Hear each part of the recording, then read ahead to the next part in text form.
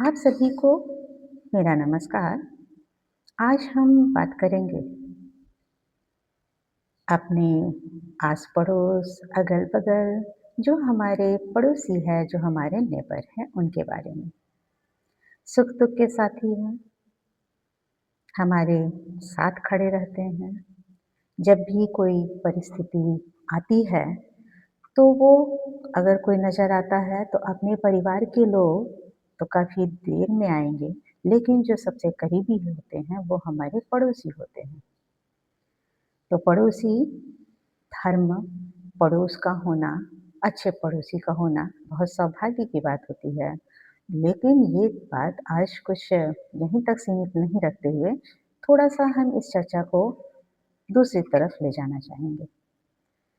वाक़ई पड़ोसी तो होने चाहिए और बिना पड़ोसी के हम आप तो हैं भी नहीं।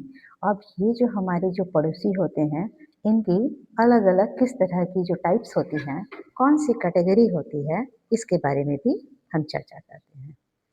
पड़ोसी एक होता है, हाल समाचार लेता है, दस्तक देता है, आपके दरवाजे तक आता है, आपका हाल समाचार लेता है, हमारे बारे में पूछता है, हम अपने पड़ोसी के बारे में पूछते हैं।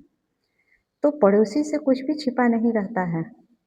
जब हमारा हाल समाचार लिया, हम उनके बारे में पूछे। लेकिन ये पड़ोसी हमारा यहीं तक नहीं रुकता है, वह हमारे दरवाजे तक दस्तक देता है। आप बताइए जी, शर्मा जी आप कैसे हैं?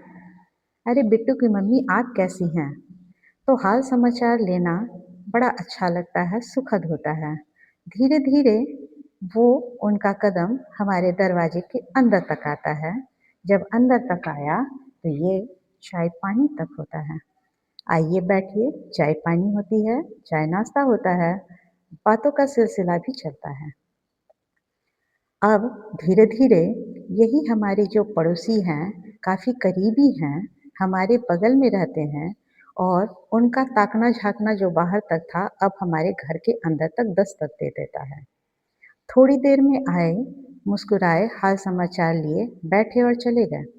लेकिन धीरे-धीरे जब उनका यही दायरा बढ़ने लगता है, हमारे घर तक ज़्यादा उनकी उपस्थिति दर्ज होने लगती है, तब महसूस होता है कि हमारी अपनी प्राइवेसी, निजता छीनने लगती है। अब वो किस तरह से छीनती है, आपको बताते हैं। घर में है, हम आप किसी भी अवस्था में हैं, लेकिन जब हमारे पड़ोसी आएँगे, तो थोड़ा-सा हम अलर्ट हो जाते हैं। चलो हमारे पड़ोसी आए हैं, अगर कुछ हमें कुछ काम करना है, तो वो काम को थोड़ी देर के लिए रोक देते हैं। लेकिन जब ये समय लंबा खिंचने लगता है, तो हम असहज महसूस करते हैं, अनकम्फ़र्टेबल फ़ील करते हैं। कुछ हमें चर्चा करनी है, थोड़ी-सी बात करनी है, तो हम उस चीज़ों को रोक लेते हैं। लेकिन जब ये समय लंबा खिंचता है, तो उस स्थिति में पता है क्या होता है? वो सब चीज़ में सुनना शुरू करते हैं, सुनते ही नहीं हैं, अपने विचार ज़ाहिर करने लगते हैं, अपनी प्रतिक्रिया व्यक्त करना शुरू करते हैं। मान लीजिए कि अगर बच्चा हमारा बदमाशी किया या हमें अपने बच्चों को कुछ कहना है, तो ज़रूर ही कहेंगे। तो थोड़ी देर बोलेंगे कि ओह! देखो तो अब भाई फलाने की मम्मी जो है बाहर जब निकल गए तो कहना शुरू करेंगे, अरे बाप रे बाप! देखो इसकी जो है मम्मी है, अगर सोनू की मम्मी कितना डाँटती है, मारती है, बच्चे पे कठोर अनुशासन करती है, हर समय डाँटती, बिगड़ती, मारती-पीटती रहती है और थोड़ा भी ध्यान नहीं देती है, इस तरीके से तो बच्चा बिगड़ जाएगा। वो चिंता हमसे ज़्यादा हमारे उन पड़ोसी भाई साहब को हो गई या उनकी श्रीमती जी को हो गई कि जो हमारे बच्चे के लिए वो ज़्यादा चिंता करने लगे। यहीं तक नहीं है, अगर आपस में हम पति-पत्नी भी हैं, कुछ बात कहना है, अगर कुछ गलती से निकल गया मुँह से, अगर पति अपने पत्नी से कह दिया या पति अपने पति से कह दिए, तो वो बाहर निकल के मुस्कुराते हुए बड़ा कहेंगे, "अरे! अरे भाई फलाने जी के घर में जब शर्मा जी के घर में गए तो शर्मा जी तो अपनी पत्नी का थोड़ा भी ध्यान नहीं रखते हैं और हर बात में झिड़कते हैं, उनको तकलीफ़ देते हैं, और पूरी चीज़ कोई भी चीज़ चाहिए ना तो बच्चों को पूरा करते हैं, ना अपने घर परिवार की ज़िम्मेदारी समझते हैं। अब देखिए बात कहाँ से कहाँ तक चली गई। बात आपस में हुई, घर में हुई, लेकिन हमारे पड़ोसी की मेहरबानी है कि बात कहाँ से लेकर कहाँ तक चले गए। अगर मान लीजिए पत्नी ही अगर अपने पति से कही, कुछ चीज़ों के लिए उलाहना दे दी, कुछ चीज़ के लिए बिगड़ दी, अगर लाए, नहीं लाए, कुछ चीज़ भूल गए, कुछ भूल-चूक 19-20 हुआ, हर तरह की लोग घर में चर्चा करते हैं आपस में। लेकिन वो भाई साहब या बहन जी आ गई घर में और उसके बाद हमारे वो पड़ोसी और सुन लिए, उसके बाद बोलेंगे देखो तो हमारे बेचारे शर्मा जी कैसे भीगी बिल्ली बने रहते हैं और उनके ऊपर उनकी पत्नी कितना कठोर अनुशासन करती है, किस तरह से उनको झिड़कते रहती है, कितना अत्याचार करती है। ना तो उनको सही समय पर कुछ देती है और ना ही उनके लिए कुछ ध्यान रखती है। कैसी वो निष्ठुर वो औरत है, अपने पति का भी ध्यान नहीं रख सकती है। पूरी चर्चा हो गई और आपकी छवि, आपका इमेज कहाँ बेकार हो गया, लोगों के बीच में चर्चा का विषय बना, आपकी इमेज इम्प्रेशन खराब हो गया। किसकी बदौलत, किसकी मेहरबानी से? हमारे यही पड़ोसी के चलते, जो हमारे इतने करीब, जो घर के अंदर तक आ गए। अब देखिएगा धीरे-धीरे यहीं तक ये सीमित नहीं रहते हैं, वो अपनी राय-मशविरा देना चाहेंगे। हर बात में टोका-टाकी शुरू करेंगे, हर बात में अपनी हस्तक्षेप को ज़ाहिर करना शुरू करेंगे और धीरे-धीरे फैलते-फैलते वो अपने घर पे अपना आधिपत्य जमाना शुरू करेंगे और लगेगा कि भई हम ही इस घर के मालिक हैं और हम आप ही उस घर के मेहमान बन जाएँगे। तो पड़ोसी ज़रूर अच्छे लगते हैं, पड़ोसी सबके अच्छे लगते हैं, लेकिन ये पड़ोसी की जो क्वालिटी जो होती है, जो स्पेशल क्वालिटी होती है, उनसे हमें दूरी ज़रूर बनाना चाहिए।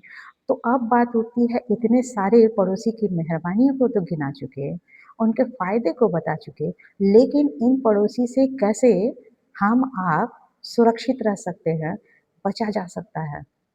भाई सम्मान हमारे पड़ोसी का भी रहे, हमारी भी इज़्ज़त रहे और हम पड़ोसी से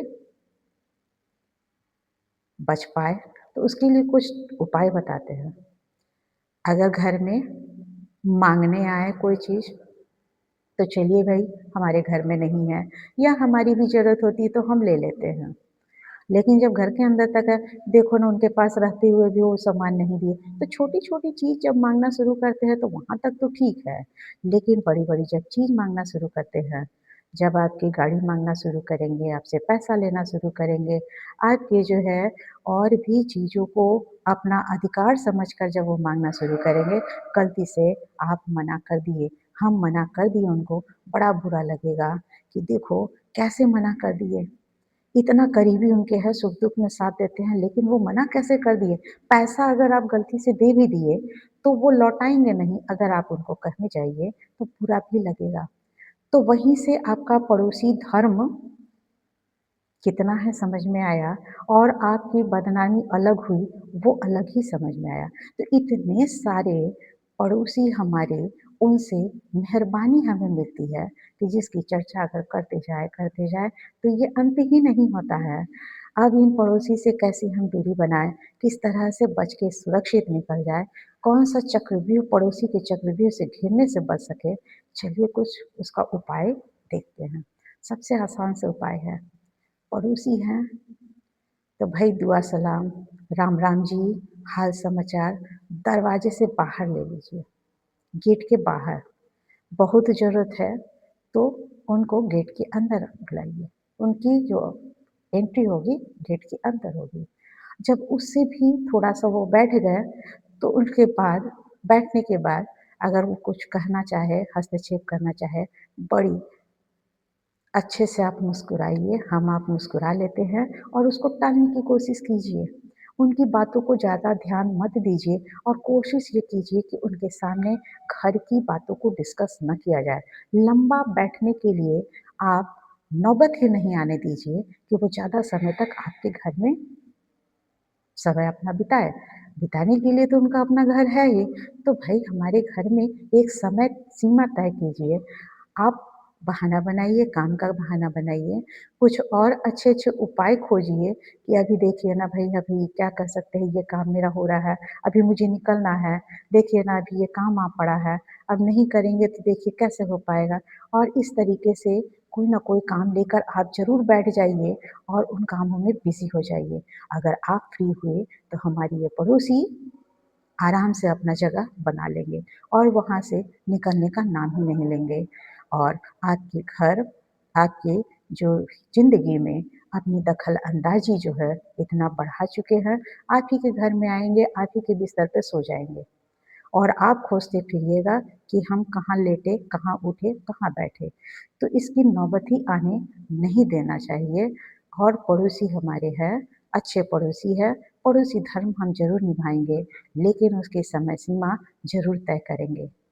आप अच्छी बात है, आप फ्री हैं, हमसे मिलने आए हैं, लेकिन उनको मुस्कुरा के जतला देना है कि अभी हम व्यस्त हैं, हम लोग शाम में मिलते हैं या फिर फुर्सत होने पर आपसे बातचीत होगी।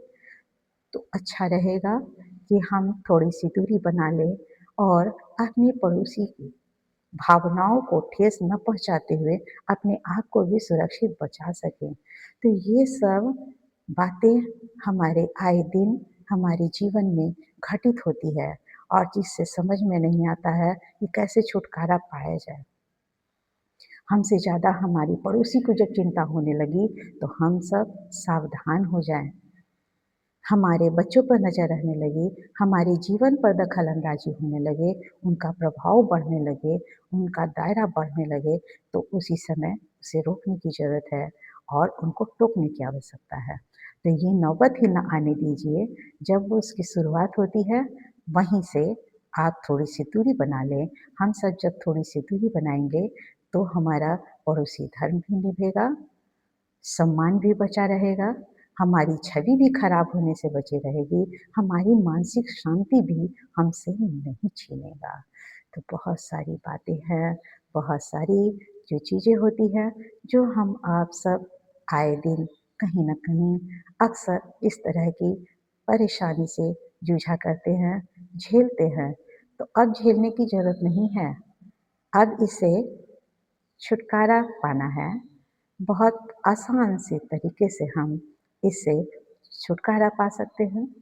हँसेंगे, मुस्कुरा लेंगे, दरवाजे तक सीमित रहेंगे। बहुत ज़रूरत हुआ तो चाय-कॉफ़ी तक हो गया।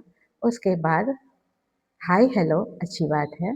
कभी-कदाल कुछ फंक्शन है तो उसमें शामिल होइए, सुख-दुःख में ज़रूर शामिल होइए, एक-दूसरे के साथ ज़रूर खड़े होइए। इसका मतलब ये नहीं कि हम अपने पड़ोसी को छोड़ दें और हमारे पड़ोसी हमें छोड़ दें। पड़ोसी से कोई मतलब ही ना रखे, होना ज़रूर चाहिए। एक-दूसरे की सुख-दुःख का साथी ज़रूर बनें, लेकिन एक समय सीमा तय कर लें। तभी ये पड़ोसी हमारे रिश्ते खूबसूरती से निभ सकेगा और इसे हम अच्छे तरीके से इसका आनंद भी उठा सकेंगे। आप सबको सुनने के लिए धन्यवाद कहना चाहेंगे। फिर किसी और अगले विषय के साथ आपसे जुड़ना चाहेंगे। आज के लिए इतना ही। धन्यवाद।